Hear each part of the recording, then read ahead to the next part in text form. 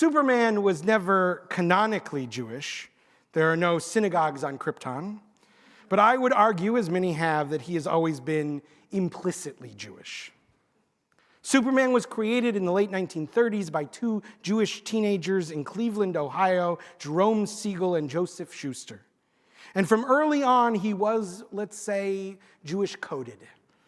Even from his very first comic appearance, he was an alien. Of course, literally, but also figuratively. An immigrant, a stranger in a strange land. And not just an immigrant, a refugee. He had been sent away from his home planet when it was about to be destroyed. His parents, seeing this impending destruction, placed their baby in a small spaceship and sent him to Earth for safety. Sound familiar? A baby in a basket sent downstream for refuge. I wonder where these Jewish boys got that idea. Of course, it's a Moses story, though some have also heard echoes of the Kinder transport in there too.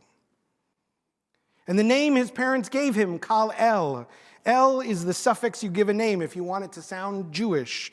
Samuel, Daniel, Emmanuel. It means God. Kal-El is voice of God, or all that is God. But Kal-El doesn't have just one name. He's an American Jew, so he has a Hebrew name. But he also gets to Earth and goes by Superman. But then, as was so often the case for Jews of his generation, he changed it again. Perhaps he wanted something that sounded even less Jewish. Superman wasn't enough. He needed to be the all-American Kansas boy, Clark Kent. But yet he could not stop himself from being that Jewish kind of hero. He always needed to fight for what was right, to be a supermensch. He goes around Metropolis doing tikkun olam. His motto, truth, justice, and the American way, that sounds a lot like the Mishnah, which teaches that the world endures on three things: on truth, on justice, and on peace. Now, I can hear some of you saying, Rabbi, he doesn't look Jewish.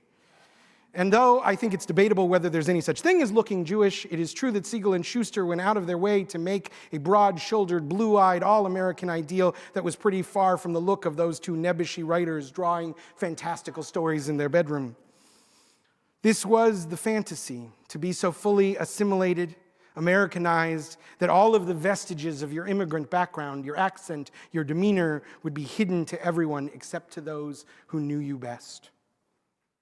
Most of the early writers of comic books were Jewish, in part because as the industry grew from that first hero, the Jews already on the inside would hire other Jews that they knew, but it's also partially because none of these young Jewish men, mostly men, were allowed into art school or into some of the more respectable drawing jobs like in advertising, specifically because they were Jewish.